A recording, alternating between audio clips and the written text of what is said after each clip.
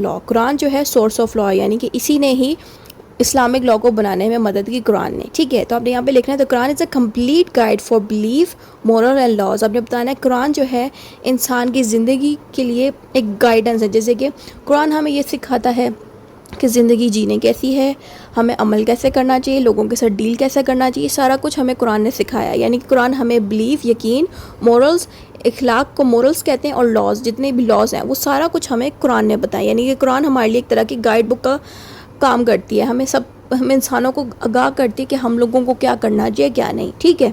It deals with both spiritual and worldly matters. آپ یہ بتائیں گے کہ قرآن جو ہے اسپریچول یعنی کہ روحانیت کو بھی ڈیل کرتا ہے اور زندگی کے معاملات کو بھی ڈیل کرتا ہے. یعنی کہ قرآن آپ کو دنیا کی زندگی جینے کا طریقہ بھی سکھائے گا اور یہ چیز بھی سکھائے گا کہ آپ اللہ تعالیٰ کے ساتھ کیسے کنیکٹ کر سکتے ہیں، نماز پڑھیں، زکوٰۃ دیں، اور ہر اچھے کام کرنے کے لیے یہ قرآن میں ساری تفصیل موجود ہوگی جو ہمیں روحانیت کے قریب کرتی ہے.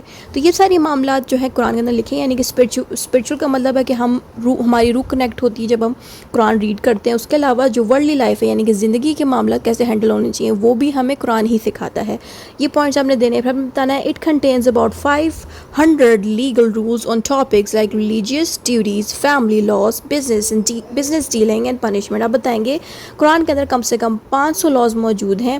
کن چیزوں کے اوپر وہ لاز موجود ہیں؟ وہ لاز بنے ہوئے ہیں ریلیجیس ڈیوٹیز کے اوپر، یعنی کہ فیملیز کو ایک دوسرے کے ساتھ کیسے معاملات رکھنے چاہیے، کیسے ایک دوسرے کے ساتھ ڈیوٹیز نبھانی چاہیے. یعنی کہ جو بچے ہیں وہ ماں باپ کی رسپیکٹ کریں، ماں باپ بچوں کا احترام کریں، ان کا خیال رکھیں. یہ سب بھی ہمیں قرآن نے بتایا، یہ بھی ایک ڈیوٹی ہے. اس کے علاوہ فیملی لاز کا مطلب یہ ہے کہ فیملیز کے ساتھ کیسے معاملات رکھنے ہیں. یعنی کہ ڈیورس کس طرح سے ہونی چاہیے، شادیاں کس طرح سے ہونی چاہیے، یہ سارا کچھ ہوتے ہیں فیملی لاز، اور یہ بھی ہمیں قرآن نے بتایا. اس کے علاوہ بزنس ڈیلنگ، یعنی کہ بزنس کے معاملات کیسے ہینڈل ہونے چاہیے، یہ بھی قرآن میں موجود ہے.